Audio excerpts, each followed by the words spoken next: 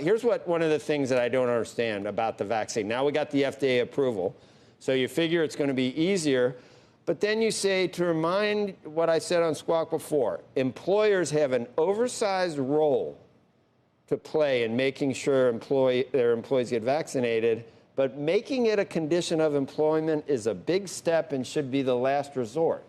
So what are you talking about? Just begging? Beg, beg, beg, beg, beg? I mean, short of making it a requirement, how do you get it done?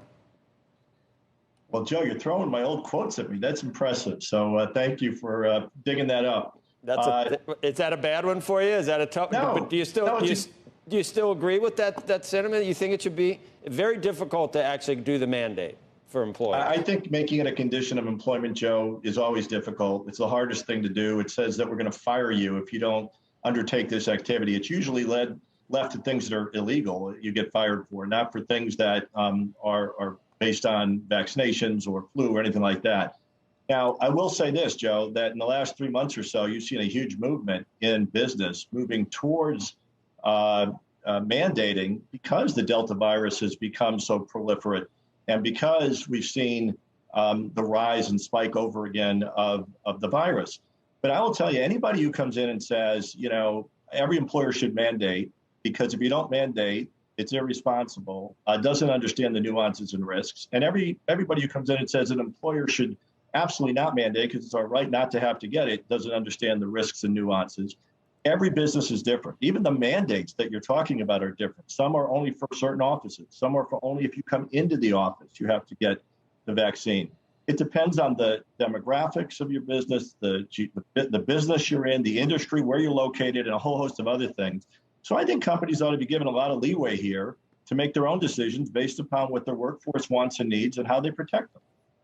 And it's you know, we're going through this no one's done this before, pandemic obviously, but now we got a new, I don't know, we got to think through this vaccinated breakthrough problem. And it's thrown a wrench in the works completely, because now vaccinated people can be can catch it, but then they can have a high viral load and not even know it. So employers get everyone vaccinated, everyone's in there, but some of them may still have it. They give it to someone else who takes it home to their kids who aren't vaccinated.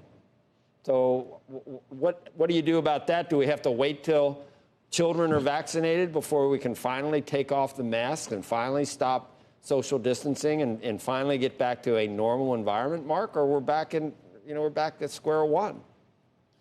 Well, this is why the government and most CEOs that I know are urging all their employees to get vaccinated. When we have the herd immunity, we'll be back to a safer environment to be able to operate in. And that's why some have moved to mandates. And those who haven't have done every incentive under the book to try and get their employees to get it. My question was, so, okay, you're vaccinated, but you can still get it. You can still give it to someone else who's vaccinated, and they can take it home to someone who's not vaccinated. So what do companies do about that? How do they, then you shouldn't be bringing people back if you can, or they're at least liable for mandating people to come back, even if they get the vaccine, because it can break through, give it to somebody else and take it home and give it to their kid. Yeah, well, under that scenario, then, to its logical conclusion, no one would leave their homes for under any reason, which we're not going to get to.